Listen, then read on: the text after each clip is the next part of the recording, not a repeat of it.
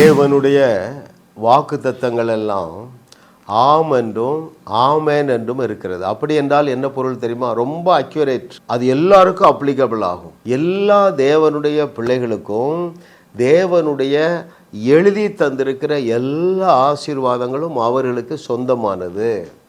Right? ஏன் ஆனால் vast majority good Christians, மிக பெரும்பாலான நல்ல கிறிஸ்தவர்களும் நடுத்தரவில் நிற்கிறார்கள். கர்த்தர் நல்லவர் என்று ருசி பார்க்கவில்லை. ரைட்? அந்த கேள்விக்கு பதிலை கண்டுபிடிப்போம். ஒரு லைனில் அந்த பதிலை சொல்லட்டுமா? நீங்கள் விசுவாசத்தினால் மாத்திரம்தான் தேவ நன்மைகளை பெற்றுக்கொள்ள முடியும், பெற்றுக்கொள்ள வேண்டும். ஏனென்றால் அப்படித்தான் டிசைன் பண்ணப்பட்டிருக்கிறது. அப்படி என்றால் என்ன பொருள் சொல்லவா? அருமையான தேவர்களே, நீங்கள் இப்போ தேவனுடைய பிள்ளைகள். நீங்கள் விசுவாசித்ததுனால தேவனுடைய பிள்ளைகள் ஆனீர்களா, அல்லது நீங்கள் ஏதோ கிரியை செய்து ஏதோ உபவாசம் பண்ணி தேவனுடைய பிள்ளைகள் ஆனீர்களா? அவரை விசுவாசித்ததுனால தான் தேவனுடைய பிள்ளைகள் ஆனீர்கள். அவரை விசுவாசித்ததுனால்தான் நீங்கள் என்ன ஆனீங்க? உங்களுடைய பாவங்கள் மன்னிக்கப்பட்டிருக்கிறது. அதே போல தேவன் எழுதி தந்திருக்கிற எல்லாவற்றையுமே நீங்கள் விசுவாசத்தினால தான் பெற்றுக்கொள்ள முடியும். அதனால தான் அழகாக எழுதப்பட்டிருக்கு பாருங்க, விசுவாசத்தினால் வராத யாவும் பாவம். எப்படி உங்களுடைய பாவ மன்னிப்பு விசுவாசத்தினால் மாத்திரம்தான் வந்ததோ, அதே போல் உங்கள் வாழ்க்கையில் தேவையான எல்லா ஆசீர்வாதங்களும், என்ன ஆசீர்வாதம்லாம்?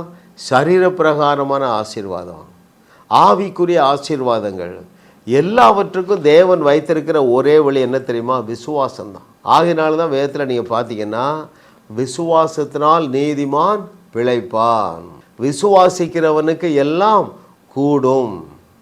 ரைட்? ஸோ விசுவாசத்தை சப்ஸ்டிடியூட் பண்ணாதீங்க. அப்படி என்றால் என்ன பொருள்?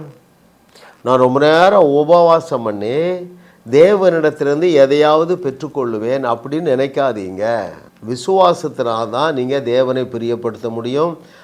உங்கள் விசுவாசம்தான் என்னது? உலகத்தை ஜெயிக்கிற ஜெயம். அதோடு எதையும் சப்ஸ்டிடியூட் பண்ணாதீங்க, நீங்கள் ஏமாந்து போவீங்க. இவ்வளோ நாள் நீங்கள் அதனால தான் ஏமாந்துட்டீங்க. அஃப்கோர்ஸ் எனக்கு விசுவாசம் இருக்குது, ஆனாலும் நான் இன்னும் நிறையா ஜெபம் பண்ணி நிறைய பரிசுத்தமாக வாழ்ந்து பக்தியாக வாழ்ந்து. இல்லை அருமையானவர்களே, உங்கள் விசுவாசம் ஒன்று போதும். நீங்கள் என்ன செய்வீங்க தெரியுமா? நன்மைகளை பெற்றுக்கொள்ளுகிறது மாத்திரமல்ல, ஜெப வாழ்க்கையிலே சிறந்து விளங்குவீர்கள்.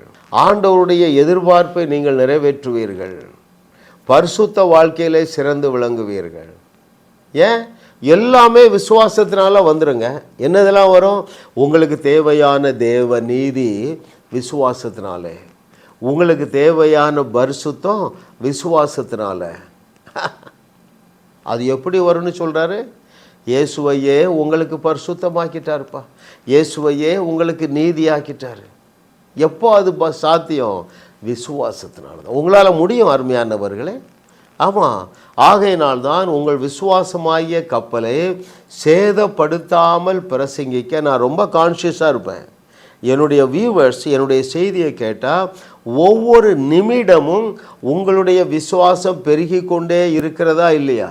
யாரை என்னை அழைக்கலாம், அங்கள் உங்கள் செய்தி 10 செய்தி கேட்டேன், என் விசுவாசம் குறைஞ்சிட்டுன்னு ஒருவரும் சொல்ல முடியாதுங்க. ஏனென்றால் நான் சத்தியத்தை சரியாக போதிக்கிறேன். தொடர்ந்து செய்திகளை கேட்பீர்களா?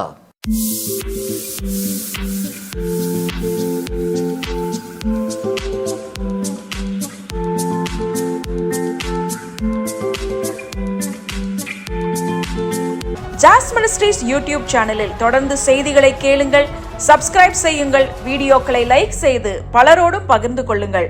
அவர்களும் ஆசீர்வதிக்கப்படட்டும்.